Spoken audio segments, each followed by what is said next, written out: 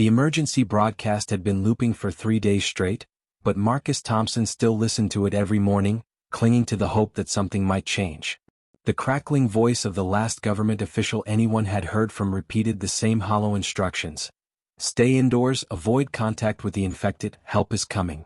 Marcus stood at the reinforced window of the abandoned broadcasting station on the hill, watching the sun rise over what used to be downtown Portland, and he knew with absolute certainty that no help was coming. The streets below churned with movement, thousands of infected stumbling through the morning mist, their grotesque silhouettes creating a living nightmare that stretched as far as he could see. It had been 47 days since the outbreak began, 47 days since the world fell apart in a matter of hours, and Marcus had learned that survival meant accepting brutal truths quickly. Behind him, the sound of footsteps on metal stairs made him turn sharply, his hand instinctively moving to the pistol at his hip. Emily Rodriguez emerged from the stairwell, her dark hair pulled back in a practical ponytail, exhaustion evident in the shadows under her eyes. She had been a trauma surgeon before the world ended, and now she was the closest thing their small group had to hope when someone got hurt. She carried a clipboard with scribbled notes, her medical supplies inventory that she updated obsessively, as if maintaining order on paper could somehow bring order to the chaos outside. Marcus relaxed slightly, nodding at her in greeting, grateful once again that she had made it to the broadcasting station when everything collapsed. She approached the window and stood beside him, her expression hardening as she took in the horde below, and for a moment neither of them spoke, simply bearing witness to the end of everything they had known. The radio in the corner suddenly crackled to life with a different sound, breaking through the monotonous emergency broadcast. Marcus lunged for it, his heart hammering as a new voice cut through the static, masculine and urgent, repeating coordinates and a simple message that made his breath catch. Emily was beside him instantly, her hand gripping his shoulder as they both leaned in to hear better. The voice belonged to someone calling himself Jake Mitchell, claiming to be former National Guard, and he was broadcasting from what he described as a secure location 15 miles north, inviting any survivors to make their way there. Marcus met Emily's eyes and saw his own desperate hope reflected back at him, mixed with the fear of what such a journey would mean. 15 miles might as well have been 1,000 in a world where the infected ruled the streets, where every block was a potential death trap, and where the few surviving humans were often more dangerous than the monsters. As if summoning them by thought alone, movement inside the building made both of them freeze. The sound came from below, from the ground floor they had sealed off days ago, a rhythmic pounding against the metal door that had protected them. Marcus felt ice flood his veins as he recognized the pattern, not the mindless battering of the infected but the deliberate knock of something intelligent, something human. Emily's hand moved to the knife at her belt, her eyes wide with a mixture of fear and anticipation, because other survivors could mean alliance or they could mean competition for dwindling resources. Marcus grabbed the rifle leaning against the wall and moved toward the stairwell, his mind racing through possibilities, each one more dangerous than the last. The knocking came again, 3 sharp raps followed by 2, then 3 again, and Marcus realized with a start that it was a pattern, a signal, perhaps from someone who had military training or who had been waiting and watching them. Emily positioned herself at the top of the stairs, ready to provide cover, as Marcus descended slowly, each step deliberate and quiet. Through the small reinforced window in the metal door, he could make out 3 figures, 2 women and a man, all of them armed but with their weapons lowered in a gesture that seemed intended to appear non-threatening. The man in front held up his hands when he saw Marcus's face appear in the window, and even through the dirty glass, Marcus could see the desperation in his eyes, the same look everyone wore now, the look of someone who had seen too much and lost everything. The question that hammered through Marcus's mind was simple but potentially fatal.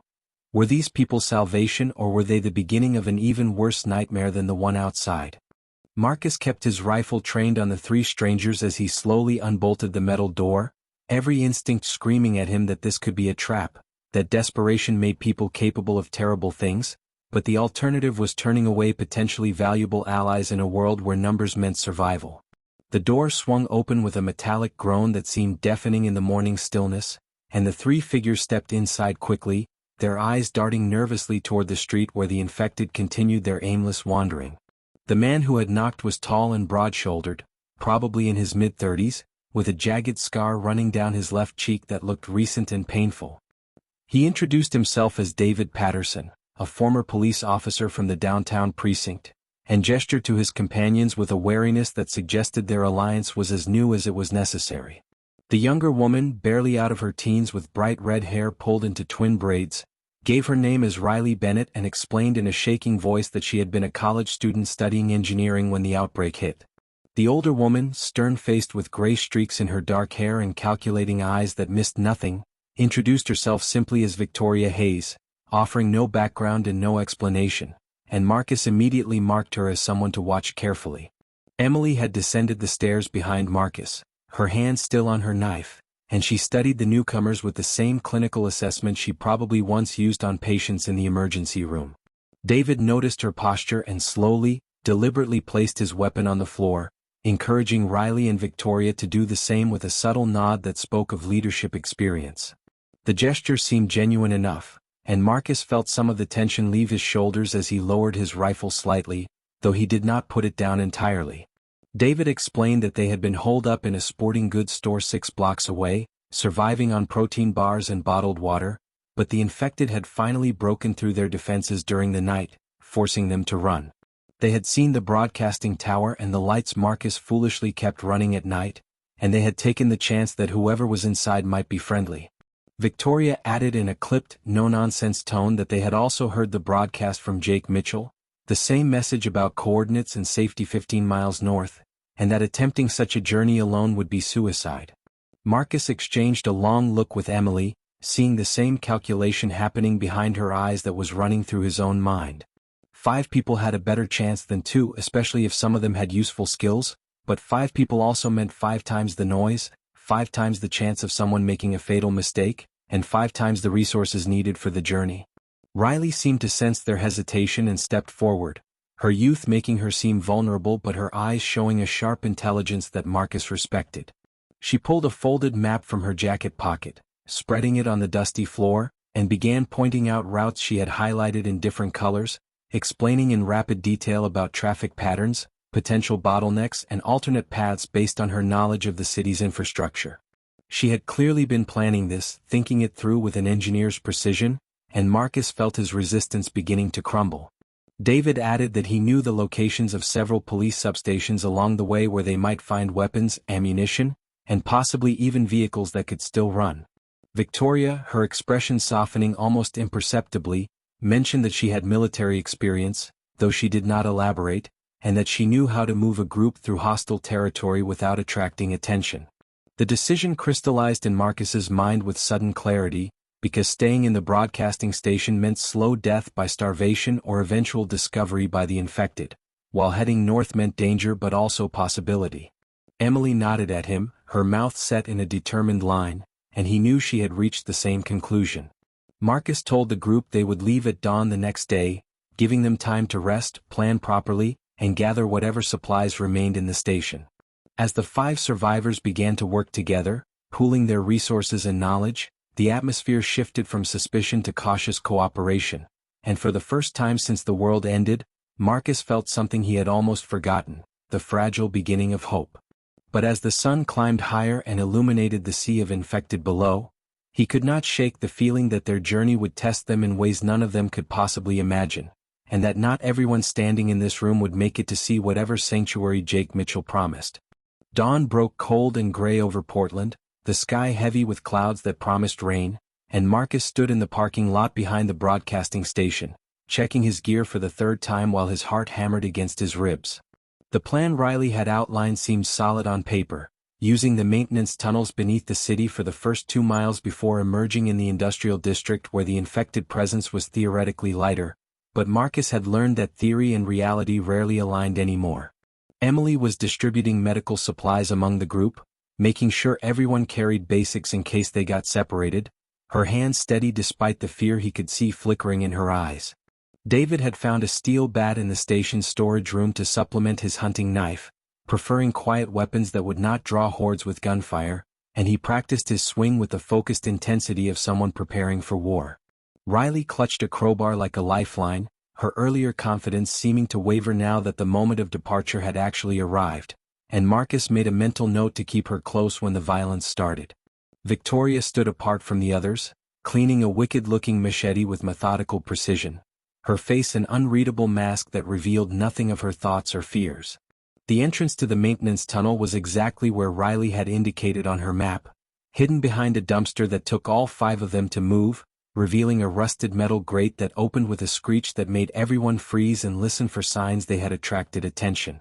The infected on the street continued their wandering without reaction, and Marcus released a breath he had not realized he was holding, gesturing for the others to descend into the darkness below.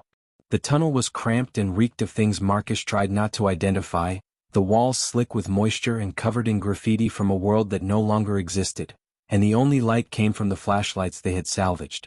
Emily went second, followed by Riley, then Victoria, with David bringing up the rear, his police training evident in the way he constantly checked behind them. They moved in tense silence for what felt like hours but was probably only 40 minutes, their footsteps echoing in the confined space, and Marcus found himself jumping at every sound, every drip of water and skitter of rats that had somehow survived when humanity had not.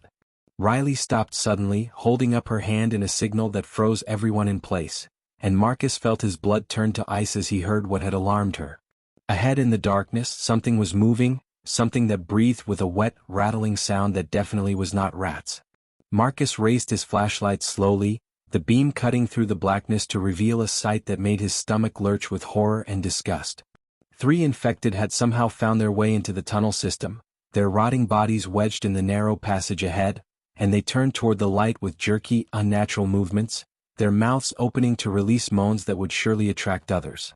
David pushed forward without hesitation, his bat raised, and Marcus saw the transformation from nervous survivor to trained officer as he engaged the first infected with brutal efficiency.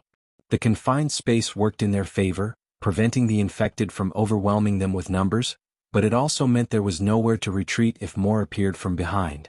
Victoria moved like liquid death, her machete flashing in the erratic flashlight beams as she dispatched the second infected with clinical precision, and Marcus revised his estimate of her military background to something more specialized, more dangerous. Emily pulled Riley back, shielding the younger woman with her own body, while Marcus took aim at the third infected, knowing he might have to risk a gunshot if it got past David and Victoria. But the fight was over almost before it began, 3 bodies now truly dead on the tunnel floor, and the group stood panting in the aftermath, adrenaline making them shake. David wiped his bat clean on the infected's clothing, his face grim, and Marcus knew they were all thinking the same thing. If there were 3 down here, there could be many more. They pressed on because stopping meant dying, stepping carefully over the bodies, and Marcus counted their progress in heartbeats and prayers to a God he was no longer sure was listening. When they finally emerged from the tunnel into the gray daylight of the industrial district, Marcus had never been so grateful to see the sky, even as rain began to fall in cold, heavy drops that soaked them within minutes. The industrial district stretched before them like a graveyard of civilization, massive warehouses with shattered windows and overturned delivery trucks creating a maze of obstacles that could hide threats from every angle. Marcus led the group along the side of a corrugated metal building, the rain hammering down so hard it created a curtain of sound that was both blessing and curse, masking their movement but also preventing them from hearing approaching danger. They had covered roughly 3 miles of their 15-mile journey, and already Marcus could see the exhaustion creeping into Riley's movements, the way she stumbled slightly over debris, her breathing coming in ragged gasps that spoke of someone pushed beyond their normal limits. Emily stayed close to the younger woman, offering quiet encouragement and a steadying hand when needed, her natural instinct to care for others overriding the fear that Marcus knew she felt. Victoria scouted ahead with the silent confidence of someone who had done this kind of work before, appearing and disappearing around corners like a ghost, and each time she returned with hand signals indicating the path was clear. Marcus wondered what her real story was, what she was hiding behind those calculating eyes. David suddenly grabbed Marcus's arm and pointed toward one of the warehouses, his voice barely audible above the rain as he suggested they take shelter and rest for a few minutes, assess their route and give everyone a chance to catch their breath. Marcus wanted to refuse, wanted to push forward while they still had daylight despite the storm, but he could see the logic in the suggestion and the need written plainly on Riley's pale face. They approached the warehouse carefully, finding a side door that hung open on broken hinges, and slipped inside one by one into the relative quiet of the cavernous space. The building had once stored furniture, and broken chairs and shattered tables were scattered across the concrete floor like the remains of some giant's tantrum. They moved deeper into the warehouse, away from the door and any lines of sight from outside, and Marcus finally allowed himself to lower his weapon and roll his shoulders, trying to ease the tension that had them locked tight. Riley collapsed onto a relatively intact sofa, her head falling back as she struggled to control her breathing, and Emily immediately crouched beside her, checking her pulse and looking for signs of injury or infection with professional thoroughness. Victoria disappeared into the shadows of the warehouse, claiming she wanted to check for other exits, and Marcus let her go despite his misgivings because they did need to know if they were boxing themselves in. David pulled out the map again, now damp and slightly torn, and he and Marcus studied their progress and the route ahead, discussing in low voices the challenges they would face. The next section would take them through residential neighborhoods where the infected would likely be more concentrated, where families had turned on each other and now wandered their former homes as monsters. Marcus traced a route that would keep them on the edges, using backyards and alleys trying to minimize their exposure, but he knew that no route was truly safe anymore. A sound from deeper in the warehouse made everyone freeze, a metallic scraping like something being dragged across concrete, and Marcus raised his rifle as his mind raced through possibilities. Victoria had not gone in that direction, and the sound was too deliberate to be settling debris or wind. David moved to flank whatever was making the noise, his bat ready, while Emily pushed Riley behind an overturned desk and drew her knife. The scraping came again, closer now, accompanied by a voice that made Marcus's skin crawl, a human voice calling out in a sing-song tone that was somehow more terrifying than any infected moan. The voice belonged to a man who emerged from behind a stack of crates, rail-thin and wild-eyed, dragging a length of chain behind him, and he smiled when he saw them, revealing broken teeth and the unmistakable look of someone who had lost their grip on sanity. He was not alone, Marcus realized with sinking dread, as two more figures appeared from the shadows, and these survivors looked at Marcus's group the way predators looked at prey. The lead man introduced himself as Connor, his voice friendly but his eyes dead and cold, and he explained almost conversationally that this was his territory, his warehouse, and that there was a toll for passing through, a toll paid in supplies, weapons, or whatever else he decided he wanted. Marcus kept his rifle steady, pointed directly at Connor's chest, while his mind calculated odds and outcomes with desperate speed, knowing that gunfire in this enclosed space would be deafening and would likely attract every infected within blocks. Connor seemed to sense his hesitation and his smile widened, revealing more of those broken teeth, while his two companions spread out to flank Marcus's group, moving with a coordinated efficiency that suggested they had done this before, many times before. David shifted his position to cover the man moving right, a stocky figure with a scarred face and dead eyes who carried a baseball bat wrapped in barbed wire, and Marcus recognized the signs of people who had embraced the apocalypse, who had decided that without laws and consequences they could become the monsters they wanted to be. The third person was a woman, surprisingly, with matted blonde hair and a crossbow that she kept trained on Emily and Riley, her finger resting too comfortably on the trigger. Connor took a step closer, his chain scraping across the concrete in a sound designed to unnerve, and he began listing his demands with the casual tone of someone discussing the weather, asking for their weapons, their food, their medical supplies, everything that meant the difference between life and death. Riley's voice cut through the tension, sharp and unexpected, as she stood up from behind the desk and pointed out with remarkable composure that Connor's math did not add up, that 3 people could not control 5, and that any fight would end badly for everyone involved. Connor's smile faltered for just a moment, replaced by something ugly and violent, and Marcus saw his finger tighten on the chain, preparing to use it as a weapon. But before anyone could move, Victoria's voice came from the shadows above, calm and utterly cold, and Marcus glanced up to see her positioned on a metal walkway they had not noticed, her machete in one hand and a pistol in the other, aimed directly at Connor's head. She explained in a voice devoid of emotion that she had excellent aim, that she had spent 12 years as a contractor in places most people could not find on a map, and that if this situation turned violent, Connor would be the first to die. The warehouse fell silent except for the drumming rain on the metal roof, and Marcus watched Connor's face cycle through emotions, anger and fear and calculation, before finally settling on something like grudging respect. The standoff stretched for what felt like hours but was probably less than a minute, everyone frozen in a tableau of potential violence, until Connor's shoulders relaxed slightly and he raised his hands in a gesture of surrender that Marcus did not trust for a second. Connor proposed a different arrangement, his tone shifting to something almost reasonable, suggesting that instead of taking everything they could trade, that his group had a stash of gasoline and a working vehicle hidden nearby, something that could get Marcus's group to their destination in hours instead of days. David immediately called it out as a trap, his cop instincts screaming warning, but Connor insisted, explaining that he and his people were planning to head south, away from the cities, and that they needed medical supplies more than they needed gas, that one of their group was injured and dying without proper treatment. Emily stepped forward despite Marcus's warning gesture, her doctor's oath apparently stronger than her survival instinct, and she asked what kind of injury, her professional demeanor sliding into place like armor.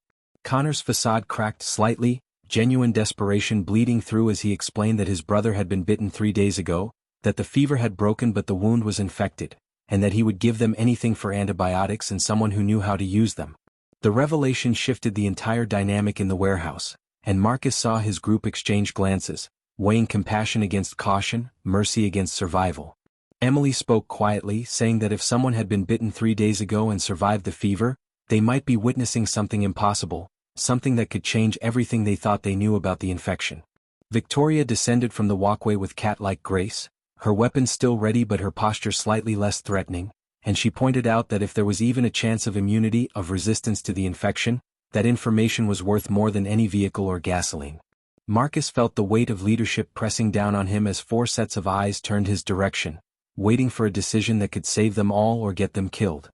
Marcus made the decision that he hoped would not haunt him, nodding curtly at Connor and agreeing to let Emily examine his brother, but with conditions that were non-negotiable, that only Emily would go with Connor while the rest stayed behind with Connor's 2 companions as insurance against betrayal. Connor agreed quickly, too quickly perhaps, and Marcus felt the familiar weight of doubt settling in his stomach as Emily gathered her medical bag and followed Connor through a door at the back of the warehouse. Victoria positioned herself where she could watch both of Connor's people, her weapons never wavering, while David kept checking his watch in the windows, monitoring how much daylight they were losing to this gamble. Riley sat back down on the sofa, her earlier bravado fading now that the immediate danger had passed, and Marcus could see her hands trembling as the adrenaline wore off. 20 minutes crawled by intense silence, broken only by the rain and the occasional distant moan of infected, and Marcus was about to call the whole thing off when Emily returned, her face pale but her eyes bright with something that looked almost like excitement. Emily's words tumbled out rapidly as she explained what she had found, that Connor's brother, a man named Thomas, was indeed recovering from a bite, that the wound showed the characteristic infection pattern but that his body was somehow fighting it off in a way she had never seen. She described his symptoms in clinical detail, the fever that had spiked and broken, the delirium that had passed, and the fact that 3 days later he was weak but coherent, undeniably human and not turning into one of the infected. Connor stood behind her, his earlier hostility completely stripped away, replaced by desperate hope as he explained that Thomas had always been different, that even as kids he never got sick like other children, that his immune system was unusually strong. Victoria immediately grasped the implications, stating flatly that if immunity was possible, if they could get Thomas to a real medical facility or research center, they might be able to develop a cure, a vaccine, something that could actually end this nightmare. Marcus felt the mission parameters shifting in his mind, because suddenly reaching Jake Mitchell's coordinates meant more than just their own survival, it meant possibly carrying the key to humanity's future. The negotiation that followed was swift and practical, with Connor agreeing to provide not just the vehicle and gasoline but to come with them, to bring Thomas to whatever safety Jake Mitchell offered in exchange for Emily's continued medical care and the group's protection. His 2 companions were introduced properly as Angela, the woman with the crossbow who turned out to be a former park ranger with tracking skills, and Brett, the scarred man who had been a mechanic before the world ended. Marcus agreed to the arrangement despite David's continued reservations, because 8 people with diverse skills had an even better chance than 5, and because if Thomas truly represented hope for a cure, protecting him became a priority that transcended personal safety. They gathered what supplies the warehouse offered, loaded themselves into the commercial van that Connor revealed, hidden in a connected garage with enough fuel to make the remaining 12 miles, and prepared to move faster than any of them had dared hope. The van rumbled to life with a sound that seemed impossibly loud after weeks of enforced silence, and Marcus positioned himself in the passenger seat while Connor drove, his knowledge of the area proving immediately valuable as he navigated around abandoned traffic and known infected concentrations. Emily sat in the back with Thomas, monitoring his condition, while the others kept watch through the windows, weapons ready for threats from any direction. They made good progress for the first 30 minutes, covering distance that would have taken days on foot, and Marcus allowed himself to imagine actually reaching the coordinates, actually finding sanctuary and maybe, impossibly, a way to fight back. But as they entered what had once been a suburban neighborhood, now a hellscape of burned houses and overturned cars, Riley suddenly screamed and pointed ahead, her voice shrill with terror. The road before them was completely blocked, not by vehicles or debris, but by a horde of infected so massive it looked like a solid wall of rotting flesh, hundreds or possibly thousands of them packed together in a migration pattern that no one understood, moving in the exact direction they needed to go. Connor slammed on the brakes, the van skidding to a stop 50 yards from the massive horde, and for a moment nobody spoke, simply staring at the impossible obstacle between them and salvation, a writhing mass of infected that stretched across the entire width of the road and disappeared around the bend ahead. Marcus felt despair clawing at his throat because they had come so far, survived so much, and now this final barrier seemed insurmountable, too many to fight and too dense to navigate around. David was already studying the map, looking for alternate routes, but Victoria pointed out grimly that any detour would add hours they did not have, that the van was running on fumes and they would be stranded long before finding another way. Riley's engineering mind was working frantically, her eyes scanning the neighborhood, and suddenly she grabbed Marcus's shoulder and pointed to a house on the hill to their right, a large colonial with solar panels on the roof and what looked like a clear view of the area beyond the horde. She explained in rapid-fire sentences that if they could get high enough to see past the migration, they might spot a gap or weakness they could exploit, and Marcus made the decision instantly, ordering Connor to drive up the hill before the horde noticed them. The house was mercifully empty, the infected having moved on in their mysterious migration, and the group climbed to the second floor where floor-to-ceiling windows offered a panoramic view that made Marcus's heart leap with sudden hope. Beyond the horde, perhaps a quarter-mile past them, he could see their destination, a compound built around what looked like an old military installation, with high walls and guard towers and people, actual living people, moving along the perimeter. Jake Mitchell's sanctuary was real, it existed, and they were so close that Marcus could practically taste it. Angela used binoculars she had brought, scanning the horde with her ranger's eye for detail, and she reported that the migration seemed to be following the main road exclusively, that the infected were packed tight on the asphalt but the side yards and residential properties were relatively clear. Brett suggested they could move through the houses, breaking through walls if necessary, staying parallel to the road but out of sight, and while it would be slow and risky, it might be their only chance. They abandoned the van with genuine regret, taking only what they could carry, and began their house-to-house progression with agonizing care, using Brett's crowbar and tools to create passages between connected properties. Emily and Connor supported Thomas between them, the man weak but determined, understanding that he carried something precious in his blood. The group moved like ghosts through abandoned living rooms and kitchens, past family photos and children's toys, reminders of lives interrupted and lost, and Marcus felt the weight of all that destruction fueling his determination. Twice they encountered small groups of infected that had strayed from the horde, and twice they dispatched them with quiet efficiency, working together with the coordination of people who had learned to trust each other through fire and fear. Victoria took point, her combat experience invaluable, while David protected their rear, and the two formed a protective envelope around the others that spoke of unspoken understanding. After what felt like an eternity but was probably 90 minutes, they emerged from the final house to find themselves beyond the horde, the compound gates less than 200 yards away across an open field. Marcus saw figures on the walls raising weapons, and he raised his hands high, shouting Jake Mitchell's name and their intentions, praying they had not come this far only to be shot by nervous guards. A voice called back, strong and authoritative, and a gate began to open as armed personnel emerged to provide cover while they crossed the final distance. Marcus led his group forward at a run, glancing back once to see the horde continuing its mindless migration, unaware of the prey that had slipped past. As they crossed the threshold into the compound, as the gates closed behind them with solid finality, Marcus felt tears streaming down his face and did not bother to hide them. Jake Mitchell himself was there, a broad-shouldered man with kind eyes, welcoming them home to a place they had never been, and when Emily explained about Thomas, about the possibility of immunity, Marcus saw hope ignite in the faces around them like wildfire spreading through dry grass. The end.